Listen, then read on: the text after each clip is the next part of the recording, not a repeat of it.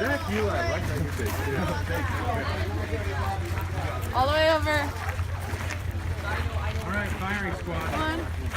I know how to load Kingdom projectiles. How's everybody today? Come on, Welcome to James Fort. Welcome to our recreated fort. Now, as some of you may know, this fort is a recreation. It's here at Jamestown Settlement that we bring the story of Jamestown to life through living history. Just to give you an idea of where you're standing in relation to the actual fort site, we're just about a mile west of where archaeologists will discover the footprint of James Fort in 1994. So it wasn't long ago that the fort was discovered. Today it is an active archaeological site where a lot of physical evidence, archaeology takes place, and it's how we know what we know. A lot of our information comes from primary source material, the writings of men like John Smith, William Strachey, George Percy. They wrote a lot about what they saw, what they did here at Jamestown, but much of our information comes from archaeology. Now we're going to begin our demonstration of the musket by firing an announcement shot. Then we will talk a little bit about the weapon, and then we're going to fire it again. So, and where are you guys visiting from? Oregon. Okay. In Florida, we got some Spanish spies over there. And some folks from Western Virginia over here. Yeah. Welcome. As you may know, Virginia is a very big place 400 years ago.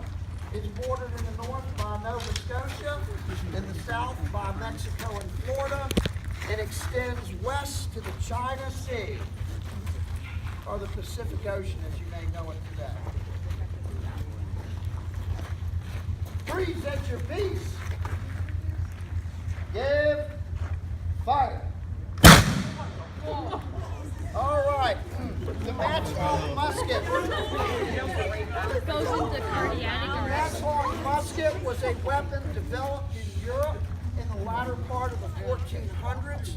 Initially, when matchlocks first appear, it was a weapon meant to replace the longbowman or the archer as a long-range weapon on the European battlefield. For the Virginia Company of London, this weapon proved to be a cost-effective one, made up of only 4 moving parts.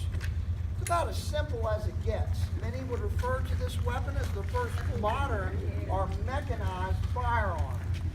You have a trigger or sear bar that lowers a part known as a serpent or serpentine.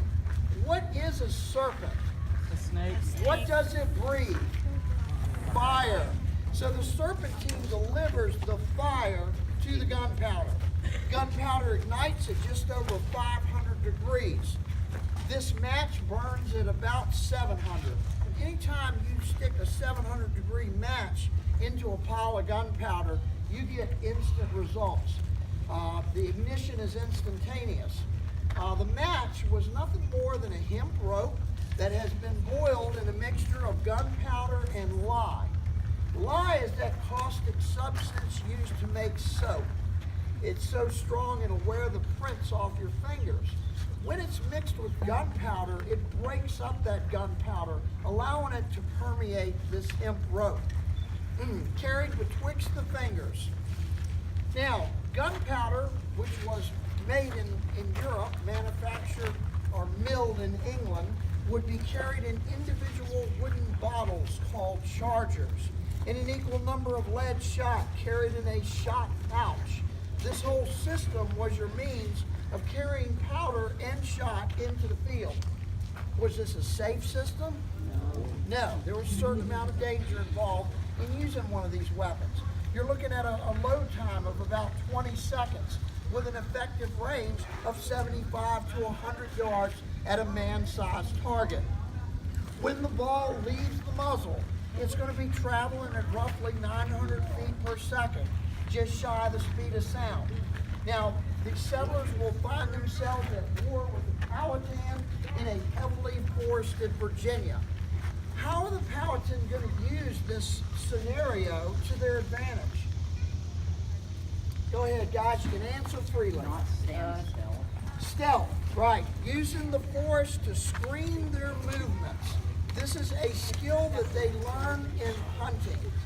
Every warrior is not only a protector of his village or hamlet, but he is a provider of food. We're going to go through the steps of loading and firing, and I'll describe each step as we walk through the loading process. Aside from the Powhatan, who would be the perceived threat? What European superpower? Spanish. Bingo, the Spanish. Okay, we're going to begin by priming the pan with about a 1/4 teaspoon of gunpowder. We close the pan, cast the weapon about, and pour the main powder charge directly down the muzzle. On top of that powder charge, we would then seat a ball of lead shot using a scouring stick. Returning the scouring stick, placing the match into the serpentine. Present your piece. Open your pan. Give fire. And that concludes our demonstration. Guys, enjoy your visit and welcome to Virginia.